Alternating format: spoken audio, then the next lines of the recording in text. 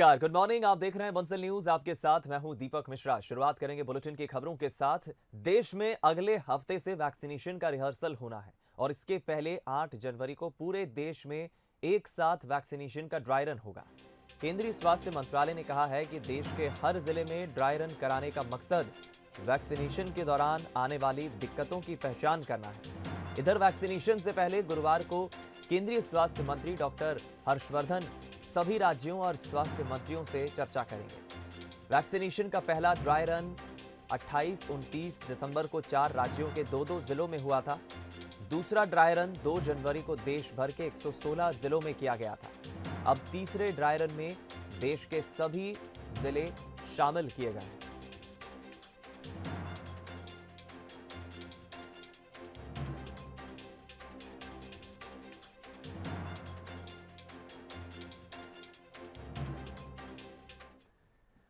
Corona vaccination का काम 13 या 14 जनवरी से शुरू होना है और इसके लिए देश भर में कोरोना वैक्सीन की सप्लाई आज से शुरू हो गई है और अगले 2 दिनों में यानी 8 जनवरी तक देश के 41 शहरों तक ये वैक्सीन पहुंचाई जाएगी। वैक्सीन के 2 करोड़ डोज पहुंचाने के लिए 100 से ज्यादा कार्गो फ्लाइट उड़ेंगी।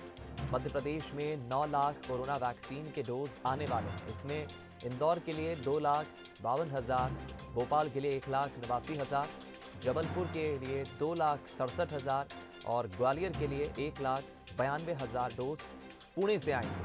8 से 10 जनवरी के बीच इसके प्रदेश में आने का सिलसिला शुरू होगा। इंदौर में बुधवार को कार्गो फ्लाइट की शुरुआत हुई।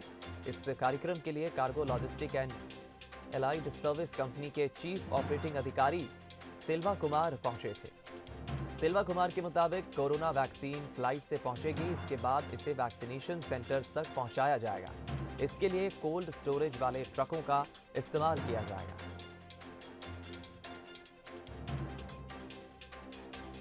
टोटल ना 2 करोड़ का डोसेस का ना डिस्ट्रीब्यूशन होने जा रहा है। आज 6 तारीख से लेकर 8 तारीख के अंदर हमारा भारत के अंदर में 41 ना स्टेशन पहुंचेगा। जैसे मध्य प्रदेश का 4 जगह में पहुंचेगा, जबलपुर,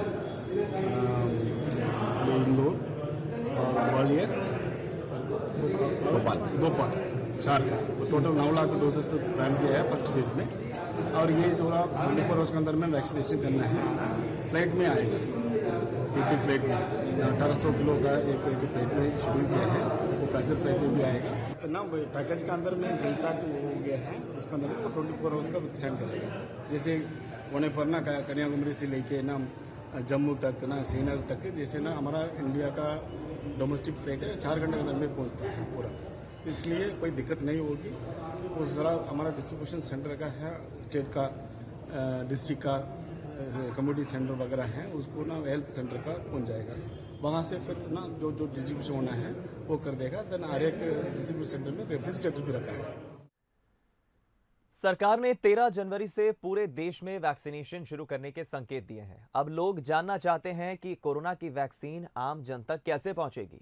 क्या इसके लिए किसी रजिस्ट्रेशन या डॉक्यूमेंट की जरूरत तो नहीं है? इस तरह के सभी सवालों का जवाब आपको इस खबर में मिलने वाला है। तो आइए आपको पूरा सिलसिलेवार स्टेप बाय स्टेप बताते हैं कि आखिर प्रक्रिया क्या है। सबसे पहले देखिए, निर्माता से आम जन तक कैसे पहुंचेगी वैक्सीन। आपके भीतर ये सवाल होगा। हवाई जहाज से पहुंचेगी, प्राइमरी वैक्सीन स्टोर सेंटर, वहां से राज्य जिला वैक्सीन स्टोर पहुंचेगी, वहां से प्राइमरी वैक्सीन स्टोर पहुंचेगी और वहां से वैक्सीन कैरियर के सेंटर पहुंचेगी। हवाई जहाज से सीधा प्राइमरी वैक्सीन स्टोर, ये पहला चरण है। यहां से शुरुआत होगी और उसके बाद राज्य जिला vaccine store, primary vaccine store, vaccine carrier, ये पूरी प्रक्रिया रहेगी, जहां से वैक्सीन के तापमान को नियंत्रित रखने के लिए भी पूरे इंतजाम किए गए।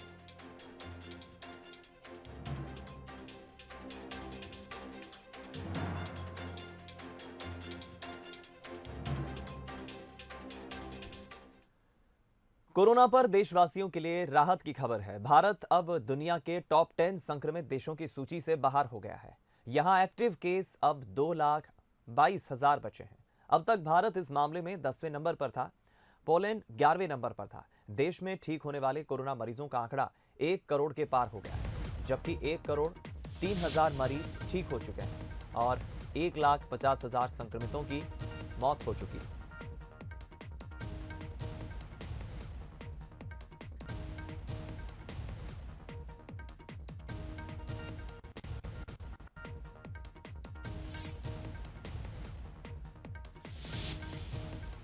ये कह सकते हैं देश के लिए राहत की खबर है कि भारत अब दुनिया के टॉप 10 संक्रमित देशों की सूची से बाहर हो गया है।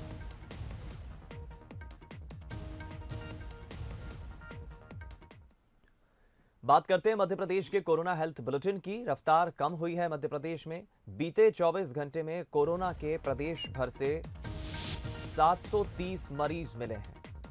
सबसे ज्यादा मरीज इंदौर से 191, भोपाल से 152, ग्वालियर से 28, जबलपुर से 33, खरगोन से 10। 8,516 एक्टिव केस इस वक्त मध्य प्रदेश में हैं। वहीं 3,670 मरीजों की कोरोना से अब तक मौत हो चुकी है।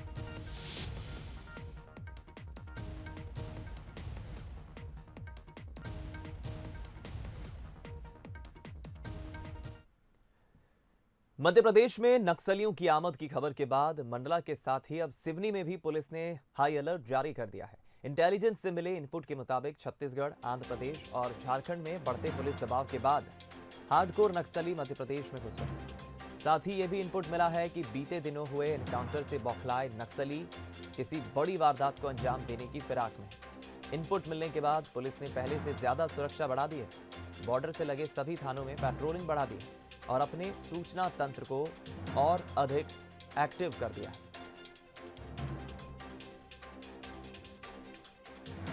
कई जिलों को सूचना प्राप्त हुई थी और हाई अलर्ट पे रखा गया है। नक्सली मूवमेंट की कोई स्पेसिफिक इंफॉर्मेशन नहीं है, पर हाई अलर्ट पे अभी आसपास बालाघाट और आसपास के जिले, इसमें सिवनी भी। इसमें विशेष रूप से जो है जो बॉर्डर के इलाके लगते हैं उसमें सघन जो पेट्रोलिंग कराई जा रही है और आसपास के गांवों में भी मुखबिर तंत्र को सक्रिय किया गया है ताकि ऐसी कोई भी सूचना हो तो तत्काल हमें प्राप्त हो जाए। जबलपुर में कटंगी बाईपास पर एक भीषण सड़क हादसा हो गया, जहां एक तेज रफ्तार ट्रक ने कार को टक्कर मार दी। कार सवार तीनों लोग हालांकि सुरक्षित हैं इस हादसे में। शराब के नशे में ट्रक ड्राइवर बताया जा रहा है जिसने कार को टक्कर मारी। इस पूरे सड़क हादसे का एक सीसीटीवी फुटेज सामने आया है, वो आपको हम दिखा रहे हैं। एक कार जा रही है, देखिए आप, ये कार आगे जाती है और दूसरी तरफ अब आप देखिए कितनी तेजी से ये ट्रक आ रहा है। ट्रक ड्राइवर ने शराब पी रखी है और वो टक्कर मारता हुआ, कार को घसीटता हुआ किस तरह रफ्तार के साथ आगे तक ले जाता है। 3 तस्वीरों के जरिए इस पूरे घटनाक्रम को समझिए आप। पहले तो हादसे का सीसीटीवी फुटेज आप देखिए। गाड़ी अपनी दिशा में बिल्कुल नॉर्मल स्पीड पर चलती है, लेकिन शराबी ट्रक ड्राइवर किस तरह इस लाल रंग की 4 व्हीलर गाड़ी को टक्कर मार के घसीटता हुआ आगे तक ले जाता है। हालांकि अब ड्राइवर कितना शराबी था, नशे में धुत था, आप ये दूसरी तस्वीर को देख के अंदाजा लगाइए। पीछे से भी एक वीडियो बनाया है किसी राहगीर ने, मोबाइल से बना हुआ ये वीडियो प्रतीत होता है। और तीसरी तस्वीर हादसे के बाद जब लोगों की भीड़ एकत्रित हो गई, और ये एक अच्छी बात रही इस हादसे में कि गाड़ी में 3 लोग सवार थे और तीनों ही सुरक्षित बच गए।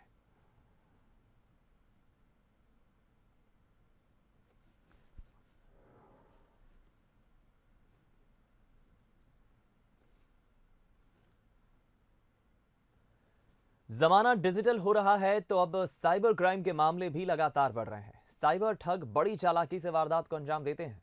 वारदात के बाद ठगों को इंटरनेट और साइबर की दुनिया में ढूंढ पाना और साइबर अपराधों पर लगाम लगाना पुलिस के लिए आसान नहीं है। लेकिन ग्वालियर की साइबर सेल पुलिस ने साइबर ठगों पर शिकंजा कसने में कामयाबी हासिल की है और अब तक ठगे गए करोड़ों रुपयों को भी वापस दिलाया है।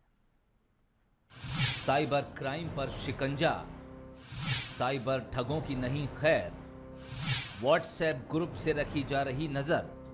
राज्य साइबर सेल की ग्वालियर पुलिस ने साइबर ठगों को रोकने के लिए नई रणनीति के साथ काम करना शुरू किया है। पुलिस ने एक व्हाट्सएप ग्रुप बनाया है जिसमें कश्मीर से लेकर कन्याकुमारी तक के साइबर पुलिस एक्सपर्ट्स जुड़े हुए हैं। साथ ही इस ग्रुप में कई ई-वॉलेट कंपनी के मैनेजर भी जुड़े हैं और नतीजा ये है कि जैसे ही कोई फ्रॉड होता है सभी एक्सपर्ट एक्टिव हो जाते हैं और ठगों को ट्रेस कर रकम वापस दिलाने में जुट जाते हैं। अधिकारियों के मुताबिक जितनी जल्दी रिपोर्ट की जाएगी, रकम वापस लाने की संभावना भी उतनी ही बढ़ जाएगी। जितने भी ई वॉलेट्स कंपनी हैं और इंटरनेट बैंकिंग कंपनीज हैं, ये इनके जो गेटवे से जो जुड़े हुए नोडल अधिकारी हैं, ये सब इस ग्रुप में इनको जोड़ा गया है। जब भी उनके पास कोई फ्रॉड रिपोर्ट होता है तो यदि इमीडिएट यदि रिपोर्ट हो जाती है तो इस ग्रुप के माध्यम से वो संबंधित नोडल एजेंसी को सूचित कर पाते हैं और ग्रुप पर सभी सक्रिय रहते हैं ज़्यादातर मेंबर्स।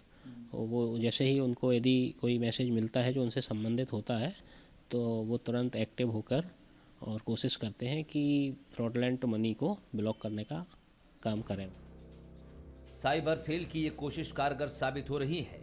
अब तक साइबर ठग 100 करोड़ से ज्यादा की ठगी कर चुके हैं और साइबर सेल को व्हाट्सएप ग्रुप के जरिए 10 से 15 करोड़ की राशि वापस लाने में कामयाबी भी मिल चुकी है। इसमें रिकवरी तो काफ़ी अच्छी हुई है, बट इसका हमें डाटाबेस देखना पड़ेगा। ये बात सही है आपकी, कई करोड़ रुपए इसमें हमने रिकवर करा चुके हैं। हर दिन मतलब 4-5 केसेस में कम से कम मनी रिकवर हो जाता है और कई बार काफ़ी बड़े अमाउंट भी इसमें रिकवर हुए हैं। साइबर सेल पूरी तरह से मुस्तैदी के साथ मामलों को सुलझाने में जुटी है। नई कोशिश कारगर भी साबित हो रही है। साथ ही लोगों को जागरूक भी किया जा रहा है, क्योंकि आम लोगों की थोड़ी सी भी लापरवाही साइबर क्राइम की दुनिया में ठगों को बड़ी वारदात का मौका देती है। प्रहलाद सिंह, बंसल न्यूज, ग्वालियर। चलिए रुक करते हैं कुछ और अन्य खबरों का। भोपाल से खबर, जहां प्रदेश के मुख्यमंत्री शिवराज सिंह चौहान आज किचन शेड और पोषण वाटिका का लोकार्पण करेंगे। दोपहर 3 बजे मिंटो हॉल में यह कार्यक्रम होगा, जहां मुख्यमंत्री सीधा 3 बजे मिंटो हॉल से वर्चुअली लोकार्पण करेंगे। 7,100 से अधिक पोषण वाटिका का वर्चुअली लोकार्पण करेंगे। इस दौरान रसोइयों, स्व सहायता समूह की महिला सदस्य से भी मुख्यमंत्री संवाद करेंगे।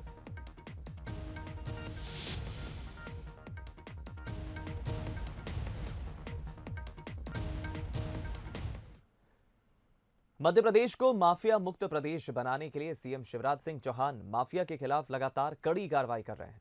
वहीं इंदौर पहुंचे सीएम शिवराज सिंह चौहान ने एक बार फिर अपने कड़े तेवर बरकरार रखते हुए साफ कर दिया कि मध्य प्रदेश में माफिया राज अब नहीं चलने वाला है।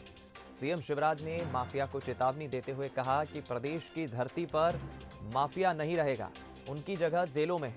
तो वहीं पत्थरबाजों के खिलाफ भी सीएम एक्शन मोड में दिखाई दे रहे हैं।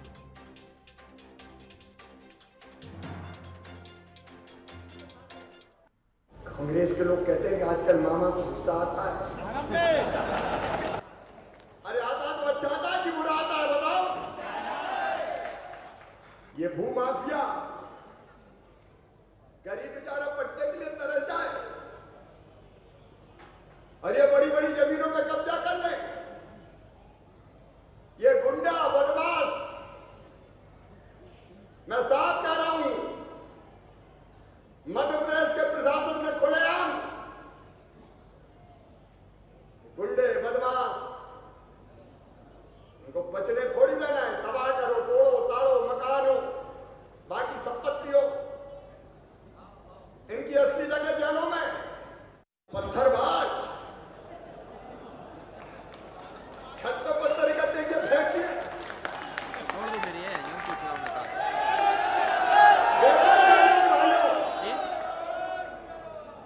ये पत्थरबाजी करने वाले, अब पत्थरबाजी कोई साधारण अपराध है, कोई पता नहीं कौन सी 300 कौन सी धारा लगती थी, कुछ होता ही नहीं था। 324 ये काय की धारा था भाई, जमानत हो जाए।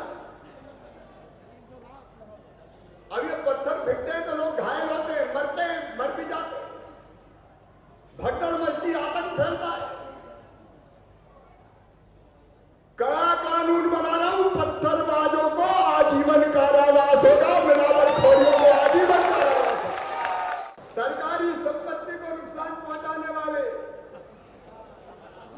जरा कुछ हुआ तोड़ दो, आग लगा दो, सरकारी है। सरकारी तुम्हारे बाप की है, जनता की है।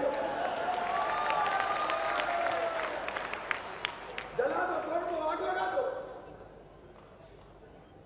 अब सुन लो, अगर ये हरकत किसी ने की तो पूरी संपत्ति जितनी होगी रास्तात करके उसको बेच के भरपाई करूंगा इस नुकसान की सरकारी खजाने में। मुख्यमंत्री शिवराज सिंह चौहान आज एक दिवसीय इंदौर दौरे पर थे। आज यानी कि ये बात बीते दिन की है और इस मौके पर सीएम शिवराज सिंह चौहान ने इंदौर वासियों को करोड़ों की सौगात दी। वहीं दोपहर में सीएम शिवराज सिंह चौहान ने भागीरथपुरा पहुंचकर एक गरीब परिवार के घर पर खाना खाया। मुख्यमंत्री चौहान ने निर्धन महिला राधाबाई के घर पर खाना खाया। राधाबाई ने सीएम शिवराज के हाथ धुलवाकर घर में प्रवेश कराया, जहां उन्होंने मंत्री उषा ठाकुर, शहर अध्यक्ष गौरव रणदीवे और कई कार्यकर्ताओं के साथ जमीन पर बैठकर खाना खाया। मुख्यमंत्री ने जिनके घर पर खाना खाया वो परिवार हमाली कर अपना जीवन यापन करता है।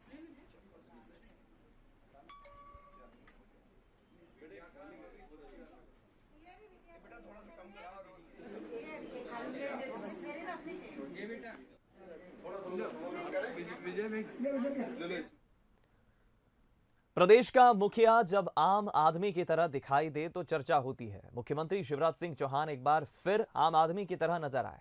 इंदौर पहुंचे मुख्यमंत्री ने पहले भागीरथपुरा में राधाबाई के घर जमीन पर बैठकर खाना खाया, जिसकी तस्वीरें आपने देखी। उसके बाद उन्होंने पिपलियाना इलाके में अटल ब्रिज का लोकार्पण किया, लेकिन जब उनका काफिला अटल फ्लाईओवर से गुजर रहा था तो उनकी गाड़ी ब्रिज पर रुकी। मुख्यमंत्री ने ब्रिज पर खड़े होकर अपना फोटो खिंचवाया और ये फोटो इंदौर के सांसद शंकर लालवानी उनके मोबाइल फोन से खींच रहे थे।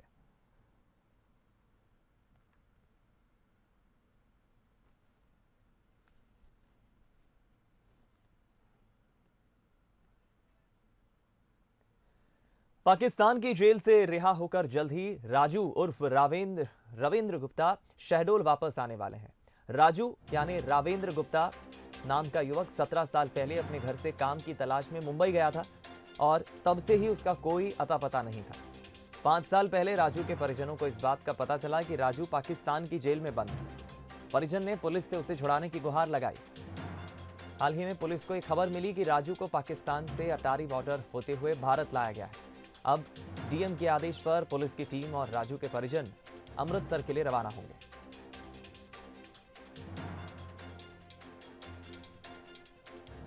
राजू रावेंद्र गुप्ता ग्राम बरेली और थाना गोहपारू के रहने वाले हैं और इनके पिता ने बताया था कि इनका ये बड़ा बेटा था। इनके कुल 3 बेटे हैं। बड़ा बेटा रावेंद्र जो है उर्फ राजू 17-18 साल पहले मुंबई सूरत की तरफ चला गया था। उससे कुछ दिनों बाद इनको जानकारी मिली कि वो लाहौर जेल में बंद है। तो जब उनको जानकारी मिली तो उन्होंने पुलिस को सूचित किया था।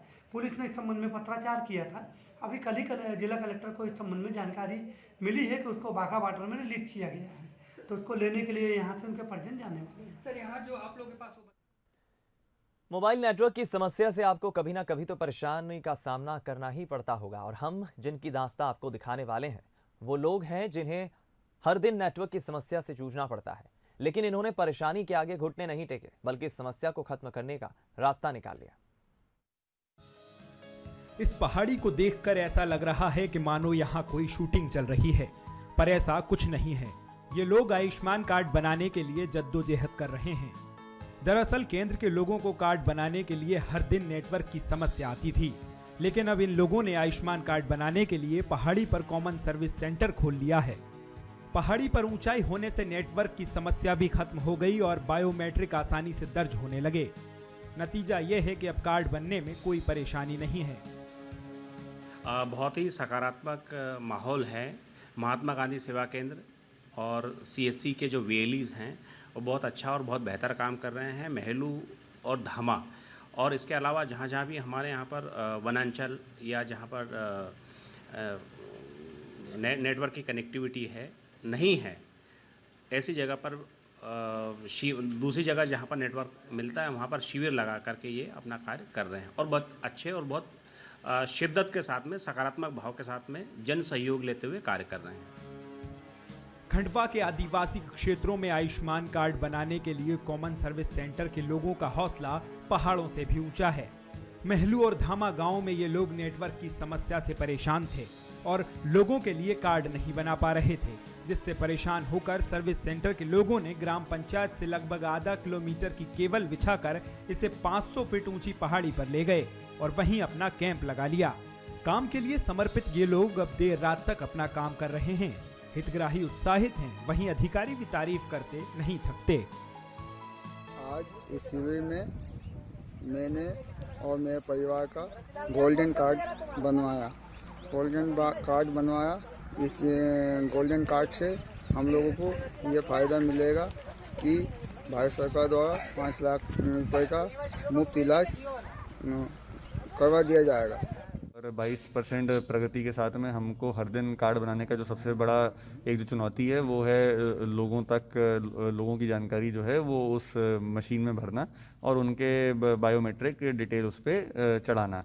तो इसके लिए बहुत ही अच्छा एक अभियान पूरा जिला प्रशासन द्वारा और खासकर सीओ जिला पंचायत और पूरी उनकी टीम ने लग के पीछे VLEs के माध्यम से जो अपलोड करना होता है उसको अपलोड करने के लिए पूरी कार्य योजना बनाई और कैंप बना के लगातार उनसे करवा रहे हैं।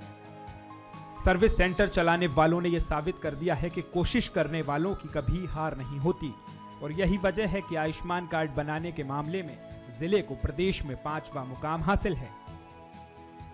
शेख रेहान, बंसल न्यूज, खंडवा। इधर ग्वालियर में पदस्थ महिला आरक्षक के ट्रांसफर करने के लिए सदी के महानायक अमिताभ बच्चन ने प्रदेश सरकार से अपील की है। दरअसल मंदसौर में पदस्थ आरक्षक विवेक परमार KBC की हॉट सीट पर पहुंचे थे। इस दौरान परिवार की जानकारी देते समय विवेक का दर्द छलका। उन्होंने बताया कि वो और उनकी पत्नी प्रीति एक ही विभाग में है, लेकिन पत्नी ग्वालियर में पदस्थ है और वो मंदसौर में। कुछ कारणों से दोनों की पोस्टिंग एक ही जगह पर नहीं हुई। प्रीति ग्वालियर के इंदरगंज थाने में महिला आरक्षक के पद पर पदस्थ है।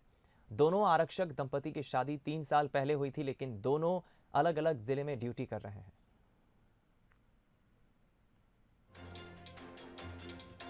बता दें KBC में बातचीत के दौरान उनका दर्द छलका। अमिताभ बच्चन ने जिम्मेदारी से पत्नी के ट्रांसफर की अपील की। इंदरगंज थाने में प्रीति सिकरवार जो उनकी पत्नी है वो तैनात है। 3 साल पहले ही उनकी शादी हुई, लेकिन दोनों अलग अलग जिलों में रहते हैं।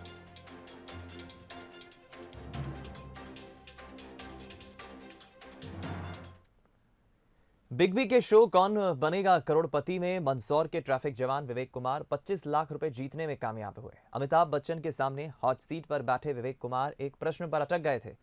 तब उन्होंने अपनी लाइफलाइन का इस्तेमाल किया। इसमें उनकी मदद की मंदसौर SP सिद्धार्थ चौधरी ने। सवाल का सही जवाब देगा। देखिए उनकी ये वीडियो क्लिप।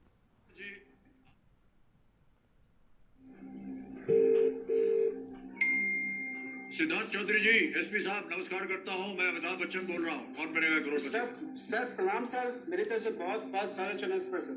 भाई साहब विवेक कुमार जी आपकी मदद मांग रहे हैं एक प्रश्न का उत्तर देने के लिए। सर अगली आवाज में एक वो प्रश्न पढ़ाएंगे, उसके 4 ऑप्शन है ABCD सर, और 45 सेकंड के अंदर अंदर आपको उसका उत्तर देना है। जी सर। अगली आवाज है विवेक जी की। विवेक जी आपका समय शुरू हो गया है।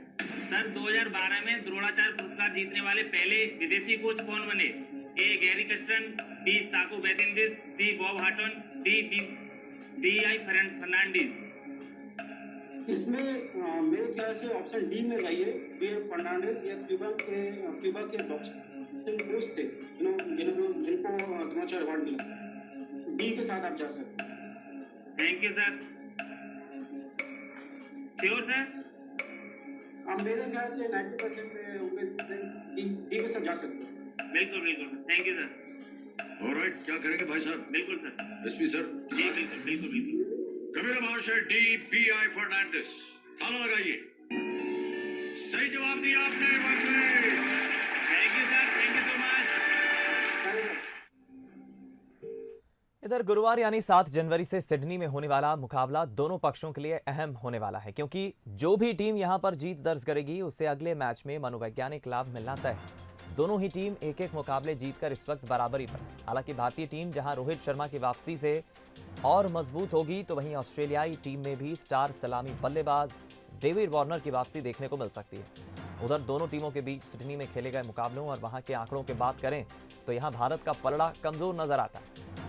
आइए एक नजर डालते हैं सिडनी मैदान में भारतीय टीम के प्रदर्शन पर। भारत ने सिडनी में अब तक 12 मुकाबले खेले हैं, जिसमें उसे 1 में जीत, 5 में हार मिली है, जबकि 6 मैच ड्रॉ हुए हैं। भारत ने आखिरी बार यहां 1978 में जीत दर्ज की थी, जिसके बाद 43 साल से भारत इस मैदान पर कोई मैच जीत नहीं पाया। उसने यहां एकमात्र जीत 1978 में पारी और 2 रन से बिशन सिंह बेदी की कप्तानी में दर्ज की थी। बात करें इस मैदान पर भारतीय खिलाड़ी के प्रदर्शन की, तो सचिन तेंदुलकर ने सर्वाधिक 785 रन बनाए। उन्होंने यहां 3 शतक और 2 अर्धशतक लगाए। वहीं गेंदबाजी में दिग्गज स्पिनर अनिल कुंबले ने यहां 3 मैचों में सर्वाधिक 20 विकेट चटकाए।